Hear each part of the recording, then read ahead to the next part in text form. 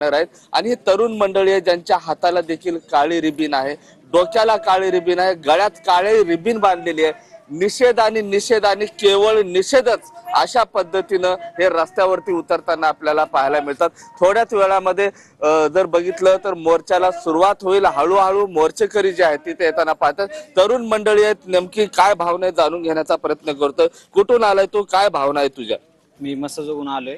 माझी एवढीच इच्छा आहे की आरोपींना फाशी झाली पाहिजे। जेवढे याच्यामध्ये आहेत, कुठले नेते वगैरे कोण असेल ते सगळ्यांना फाशी झाली पाहिजे। सगळ्यांना लवकरात लवकर अटक करा। जे चार आरोपी आहेत अटक केलेत, जे अजून बाकीचे फरार आहेत त्यांना पण अटक केली पाहिजे लवकरात लवकर। संतोष अण्णाच्या तू गावचा आहेस, काय तुझ्या भावना आहेत? कशा पद्धतीने ही क्रूर हत्या झाली, आता काय मागणी आहे? आमचे संतोष मामा आम्हाला सोडून गेले।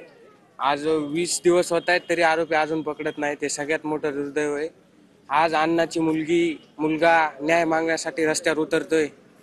खरंच खूप वाईट गोष्ट आहे। न्याय मिळायला पाहिजे होता आतापर्यंत, तरी अद्याप काही झालेलं नाही। आज 20 दिवस झाले तरी आरोपी अजून अटक नाहीत।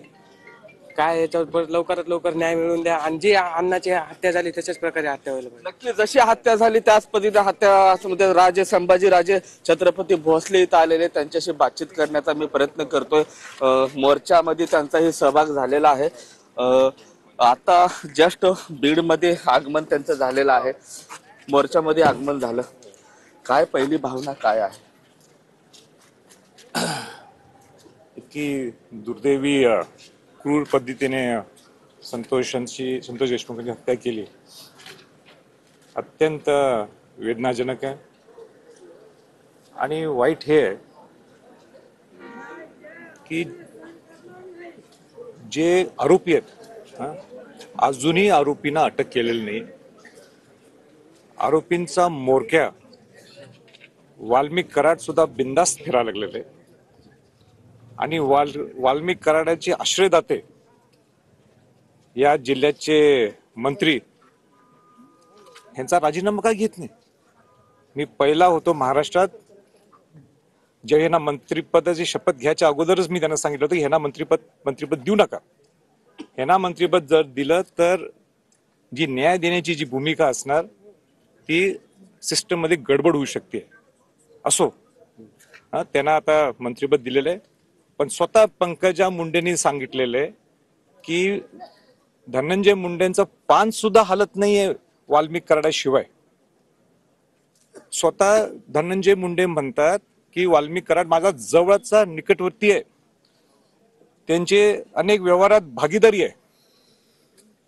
मग तुम्ही सुद्धा हे म्हणता की ज्यांनी हत्या केली त्यांना फाशी आम्ही द्यायला पाहिजे। तुमच्या हातातला विषय ना, तुम्हाला माहित नाही वाल्मिक कराड कुठं असतो? वाल्मिक कराड कुठं लपलाय तुम्हाला माहित नाही? मग तुम्ही काय जबाबदारी घेत नाही मंत्री म्हणून त्याला अटक करण्याची? आणि म्हणून हा सगळा खेळ खंडोबात चालू आहे। मुख्यमंत्र्यांनी सुद्धा सांगून मोका लावतो म्हणून चालणार नाहीये। ताबडतोब हे माणसं कशी अटक करता येतील त्या, आणि तो मोरका तो कोण, तो कराड, वाल्मिक कराड, तो सुद्धा कसा त्याला घेता येईल ह्याच्यावर त्यांनी बोलावं। अंजली दमानी असं म्हणाल्या की मला काही मेसेजेस आले, मला काही व्हॉइस मेसेजेस येऊन माझ्या मोबाईलवरती आले आणि त्यामध्ये असं सांगितलं की 3 जे फरार आरोपी आहेत त्यांचा मर्डर झालेला आहे आणि या प्रकरणी मी बीडचे जे एसपी आहेत नवनीत कावत त्यांनाही मी मेसेज दिला असं सांगतो। आज त्यांचं मी सकाळी स्टेटमेंट पाहिलं, पण तो विषय संवेदनशील असल्यामुळं मी त्याच्यावर भाष्य करणं या मिनिटाला उचित समजत नाहीये। जर त्यांनी जे स्टेटमेंट केलं आणि त्यांनी ज्या संबंधित एसपींच्याकडे पोहोचवलेलं आहे तर त्याचा त्यांनी तपास करावा आणि जे काय खरं समोर आणावं। जर सरकारने जर असं केलं, लपवून ठेवलंय सगळे गुन्हेगार, तर मग गरिबांनी न्याय कोणाला मागायचा? तुम्हीच सांगा। आता त्याच्या प्रश्नाचं उत्तर तुम्हीच द्या, न्याय कुठं मागायचा? कारण आमचा त्या राहिले 3 आरोपी तुम्ही अटक करू शकत नाही। तो म्होरक्या ज्याच्याबद्दल स्वतः मुख्यमंत्री म्हणतात हा दोषी आहे त्या खंडणीमध्ये, त्याला अटक करू शकत नाही।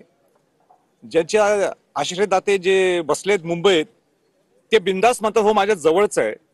पंकजा मुंडे दुसरे मंत्री महोदय त्या म्हणतात की ह्याचा पान सुद्धा हलत नाही ह्या म्हणजे धनंजय मुंडेंचं वाल्मिक कराड शिवाय।